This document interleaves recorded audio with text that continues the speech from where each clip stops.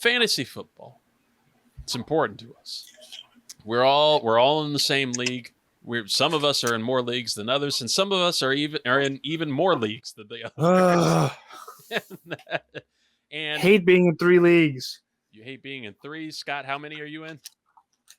Wait, I'm at 6. And Luis, you are in 5. Oh, okay. You're in 5, but it's $1,000 worth of entries. Yeah. So that's why we're going to turn it over here, because fantasy is important to a lot of people, and there's a lot of money going in on fantasy. It's a little wonky this year. Everything is kind of just around, and people are always looking for advice. So we're going to turn it over to the Big Chief Burrito to, give you some fantasy advice. I'm even going to make him watch this. I'm going to make him the host for a minute. Just like, there he is. The Big Chief Burrito is going to hit us with his, I want to call him, he's handing out burritos to these fantasy starters and sits. Whatever you want to do, give us some advice. Give us some love. Absolutely. So just to give you guys the rundown, I've been playing fantasy football and commissioning my own league for 20 years. I'm in 5 leagues this year, and I'm a combined 9-1 this year. So I've only lost 1 game in 1 league so far. So I'm 2-0 in 4 leagues and 1-1 in another league. Hey, quiet. The dogs need to go out, so I'm gonna make this quick.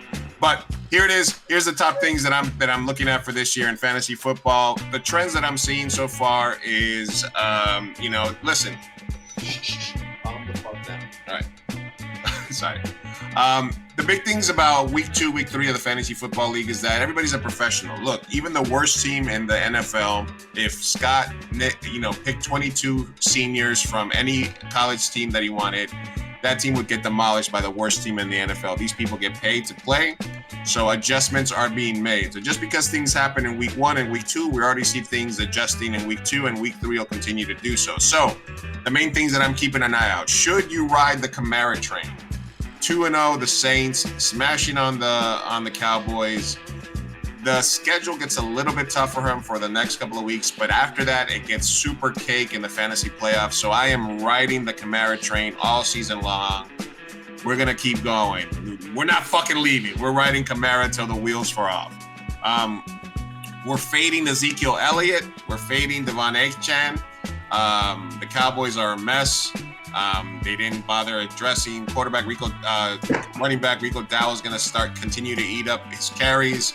And in Miami, I don't know if they're going to bring in Mike White, Tom Brady, Cam Newton, but either way, they're going to stack the box against Miami. So Davon, I think he might have another week or 2, but I would start fading him or trying to sell high if he has another good week. We are avoiding the entire Chiefs backfield until the real Slim Shady shows himself. Carson Steele, great porn name. I don't know if he's going to be a super running back this year. They got Kareem. My God, is that Kareem Hunt's music? What's going on? They got Samji Perjibrain, whatever his name is. So until Isaiah Pacheco is going to be gone for like 8 weeks, Travis, Pfizer, Johnson & Johnson, Swifty, Taylor is probably going to pick up a little bit of slack on the goal line. They got Noah Fant. They got Xavier Worthy, Rashee Rice. It's going to go more pass happy, I think, and running back by committee. So we're fading the running backs for the Chiefs. No burritos for you, Kansas City Chiefs running backs. Those are my main topics here. As far as my starts of the week, my number one, I'll go in reverse order here for you guys. My top 5 starts of the week are going to be tonight. The rookie, the youngster, the 19-year-old, Braylon Allen from the New York Jets. Yes, Breece Hall's a beast. Breece Hall's a monster. But the Jets coaches are very simple-minded. The kid got 2 touchdowns last week. He's fast. He's big. And all the Jets really have is Breece and Garrett Wilson. So if they could add a third skill position player there that could eat on some screen passes, on some goal line carries, just so they can save Breece for the long haul, we're going to go Braylon Allen.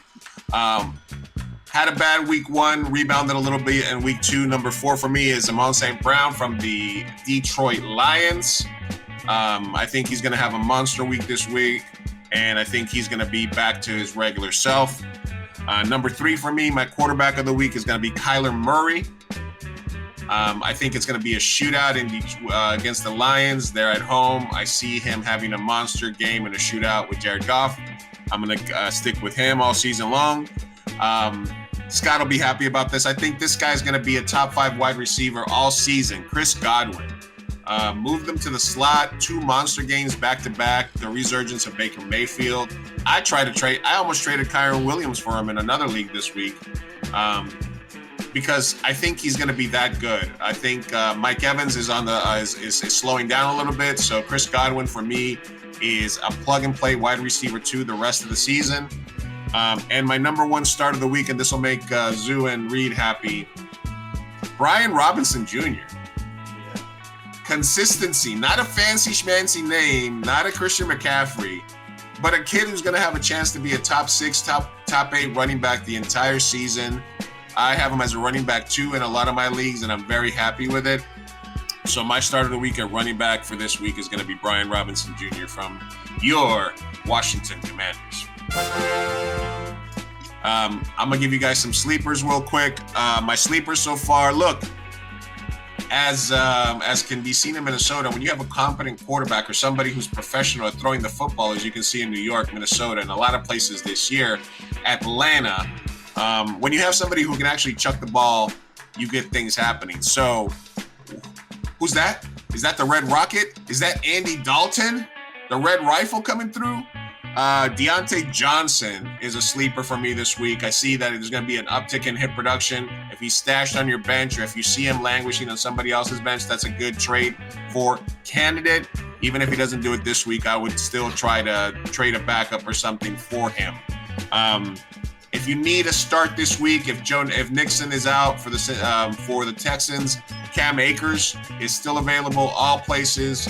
He could be a good 1-week starter for you until Nixon comes back. He's not great at football, but he is a body, and they will throw him out there. Sneaky Jerry Jeudy is having a decent season so far. Somebody's got to catch the ball. And Zach Wilson's just waiting in the wings to throw him the ball.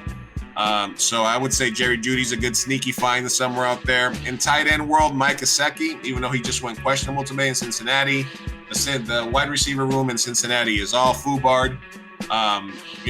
Chase doesn't want to be there. T. Higgins keeps missing time. He finally practiced, so I think Joe Burrow's checking it down a lot. This is a punt season in Cincinnati, so that means the tight end's going to eat. And look for Tank Dell to start his resurgence here pretty soon in the next week or so.